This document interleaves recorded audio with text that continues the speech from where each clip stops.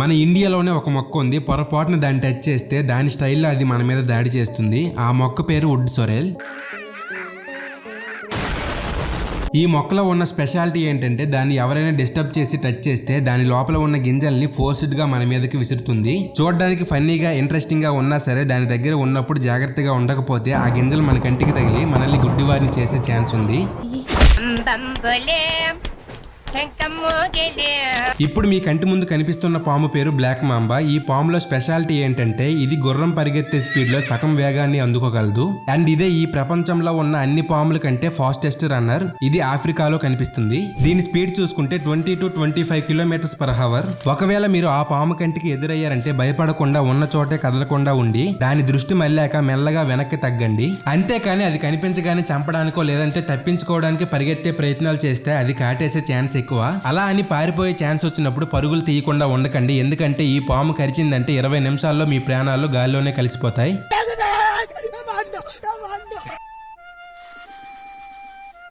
నా జీవితంలో ఇటువంటి ఒక జైల్ని, ఇటువంటి ఒక దేశాన్ని ఎన్నడూ చూడనే లేదు.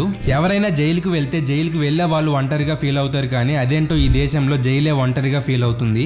ఆ దేశం పేరు నెదర్లాండ్. ఈ దేశానికి చెందిన వాళ్ళు ఎవరూ కూడా ఇప్పుడు జైల్లో లేరంట. 2013లో ఇక్కడ 19 మంది ఖైదీలు ఉండేవారు. 2018 నాటికి ఆ 19 మంది ఖైదీలు కూడా లేక నెదర్లాండ్ లో ఉన్న జైళ్లన్నీ ఖాళీ అయిపోయాయి. 2016లో పబ్లిష్ అయిన టెలిగ్రాఫ్ యూకే రిపోర్ట్ ప్రకారం డచ్ మినిస్టర్ ఆఫ్ జస్టిస్ ఏం చెప్పారంటే రాబోయే 5 సంవత్సరాల్లో ప్రతి సంవత్సరం 0.9% క్రైమ్ రేట్ తగ్గుతుంది. దానివల్ల జైళ్లన్నీ మూసివేయబోతున్నామని అనౌన్స్ చేశారు. అలా చేస్తే జైల్లో జాబ్ చేసే వారి ఉద్యోగాలు పోతాయి కదా అని ఆలోచించి పక్క దేశాలు అయిన నార్వే నుంచి ఖైదీలను తీసుకుని వచ్చి ఈ దేశం జైల్లో ఉంచుతున్నారు. అలాగే వాళ్ళ ఖైదీలు ఎలా ఉన్నారని యాంకిల్ మానిటరింగ్ అనే సిస్టమ్ ని యూజ్ చేసి తెలుసుకుంటున్నారు. నెదర్లాండ్ జైల్లో ఉన్న వాళ్ళకి అడ్వాంటేజ్ ఏంటంటే వాళ్ళు జైల్లోనే చదువుకోవచ్చు, అలానే బయట పనులు కూడా చేసుకోవచ్చు. మనం రోజు తినే ఈ టమాటాలు మొట్టమొదటిసారిగా సౌత్ ఆఫ్రికాకి చెందిన యాండీస్ అనే ప్రాంతంలో ఉన్న ప్రజలు ట్రెడిషనల్ ఫుడ్ గా వాడేవారు. ఆ తర్వాత వాళ్ళు 16వ శతాబ్దంలో టమాటాలని యూరోప్ కి తీసుకుని వెళ్తే మొదట్లో యూరోపియన్స్ ఈ టమాటాలను చూసి భయపడ్డారు. ఎందుకంటే ఈ టమాటాలు ఎరుపు రంగులో ఉండడం వల్ల అవి విషపూరితమైనవని భావించారు. ఆ తర్వాత టమాటాలని ఫుడ్ ని అలంకరించడానికి వాడేవారు. ఆ తర్వాత మెల్లగా 18వ శతాబ్దం నుంచి 21వ శతాబ్దం వచ్చేసరికి అంటే ఇప్పుడు ఈ టమాటాలు చాలా వంటకాలలో ముఖ్యమైన పదార్థంగా మారిపోయింది.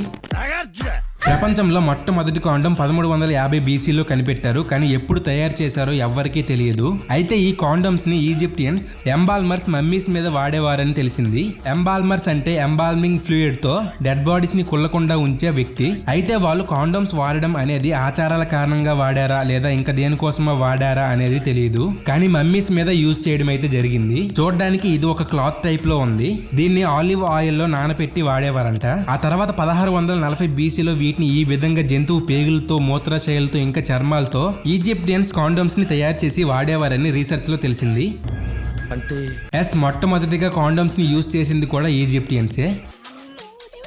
6వ తరగతి ఫెయిల్ అయిన ముస్తఫా ఈ రోజు 2000 కోట్ల విలువైన కంపెనీని ఎలా స్థాపించాడో తెలుసా? 1983లో 6th క్లాస్ ఫెయిల్ అయిన PC ముస్తఫా చదువు వదిలేసి కొన్ని సంవత్సరాల పాటు తన తండ్రితోనే కూలి పనికి వెళ్ళాడు. మళ్ళీ 1987లో తన చదువుని మళ్ళీ స్టార్ట్ చేసి 2003లో MBA గ్రాడ్యుయేషన్ కంప్లీట్ చేశాడు. అయితే ముస్తఫా నెలకి 3 లక్షల రూపాయలు అందుకునే జాబ్ ని వదిలేసి 2005లో 20,000 రూపాయలు ఇన్వెస్ట్ చేసి బెంగళూరులో ఉన్న 50 స్క్వేర్ ఫీట్ కిచెన్ లో ఇడ్లీ అండ్ దోస బ్యాటర్ అనే ప్యాకెట్స్ ని తయారు చేసి అమ్మడం ప్రారంభించాడు. వీళ్ళకి ఫస్ట్ 100 ప్యాకెట్లు సేల్ అవ్వడానికి 9 months టైం పట్టింది. మొదట్లో ఈ బిజినెస్ ని ఇంకా ఎక్స్పాండ్ చేద్దామని ముస్తఫా కొంతమంది ఇన్వెస్టర్స్ దగ్గరికి వెళ్లి ఇన్వెస్ట్ చేయమని అడిగితే రిజెక్ట్ చేశారు. ఇంకా చేసేదేమి లేక చిన్న చిన్న ఇన్వెస్టర్స్ ద్వారా వ్యాన్స్ లో మార్కెట్ లోకి వీటిని తీసుకుని వెళ్లి అక్కడ అమ్మేవాడు. అలా రోజులు గడుస్తూ 2016 వచ్చేసరికి ఈ కంపెనీ 100 కోట్ల లాభాల్లోకి చేరింది. అంతేకాదు ఈ అమౌంట్ ఆ నెక్స్ట్ ఇయర్ వచ్చేసరికి 80% డబుల్ అయింది. ప్రెజెంట్ ఈ కంపెనీ సంవత్సరానికి 500 కోట్ల కంటే ఎక్కువగానే సంపాదిస్తుంది. ఇంకా 2024 నాటికి ఈ కంపెనీ వర్త్ 2000 కోట్ల స్థాయికి చేరింది.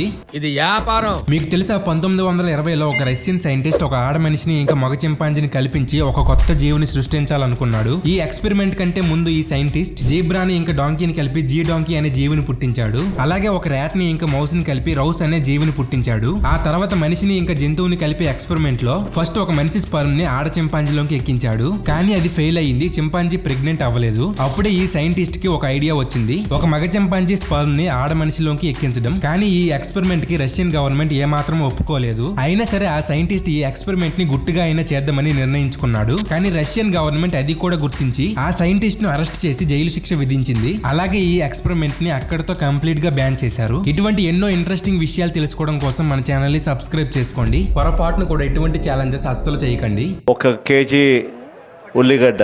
1 నెల రోజుల పాటు ఉల్లిపాయ తినకుండా ఉంటే ఏం జరుగుతుంది? ఇలా చేస్తే మన బాడీకి ఎంతో అవసరమైన విటమిన్ సి, విటమిన్ B6 లోపాలతో పాటు పొటాషియం ఇంకా ఇంకొన్ని మినరల్స్ లాస్ అవుతారు. ఇవి మీ ఇమ్యూన్ సిస్టమ్ ని వీక్ గా అయ్యేలా చేస్తాయి. అలసట పెరుగుతుంది, ఎర్ర రక్త కణాలు ఏర్పడతాయి, రక్తం గడ్డ కట్టడం లాంటి సైడ్ ఎఫెక్ట్స్ వస్తాయి. అందుకే ఉల్లిపాయని కూరలో కరివేపాకులా తీసి పారేయకుండా కొంచెం తినండి. పొటాటో ఉల్లిగడ్డనే అంటారు కదా.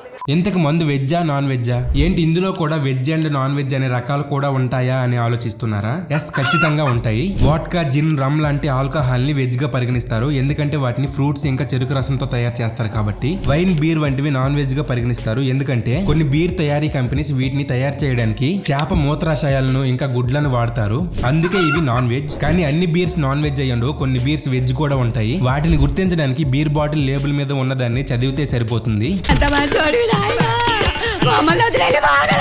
మగ తేనెటీగ ఆడ తేనెటీగతో కలిసిన వెంటనే ఎందుకు చనిపోతుంది? మగ తేనెటీగ యొక్క ఎండోఫాసిస్ అంటే మగవాళ్ళకు ఉంటుంది కదా, అదే. మళ్ళీ డైరెక్ట్ గా చెప్తే వీడియోకి ఏదైనా ప్రాబ్లం అవుతుందేమో అని ఇలా చెప్తున్నా. మగ తేనెటీగ యొక్క ఎండోఫాసిస్ ఆడ తేనెటీగలోకి వెళ్ళిన తర్వాత శుక్ర కణాలు రిలీజ్ అవుతాయి. ఈ ప్రాసెస్ అయిపోయిన తర్వాత మగ తేనెటీగ అక్కడి నుంచి విడిపించుకునే ప్రక్రియలో ఆ ఎండోఫాసిస్ ఆడ తేనెటీగ లోపల ఇరుక్కొని విరిగిపోయి ఊడిపోతుంది. ఆ గాయంతో తేనెటీగ ఫ్యూజ్ కట్ అయ్యి వెంటనే చనిపోతుంది. ఈ ఫ్యాక్ట్ గురించి మీరేమైనా అనుకుంటే కామెంట్ చేయండి.